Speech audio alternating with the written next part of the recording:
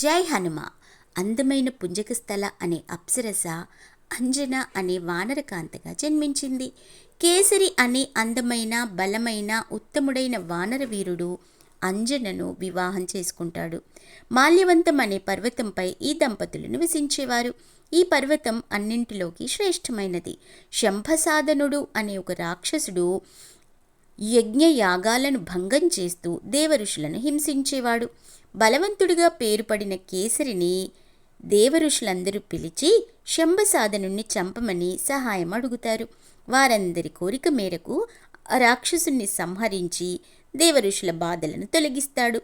సజ్జనులైన కేసరి అంజనులకు సంతానం లేకపోవడంతో శివుణ్ణి ఆరాధిస్తారు. వారి భక్తికి మెచ్చి వాయువు శివుని తేజమును పండు రూపంలో తెచ్చి అంజనకిస్తాడు. అంజనకు జన్మించిన సుతుడే ఆంజనేయుడు. పుట్టుకతోనే దివ్య తేజమును కలిగిన ఆ బాలుణ్ణి సుందరుడు, అంజనీసుతుడు, కేసరి నందనుడు, వాయుపుత్రుడు, భజరంగబలి, మారుతి, మహావీరుడు, రామభక్తుడు అంటూ ఎన్నో పేర్లతో పిలుస్తారు. జై హనుమాన్.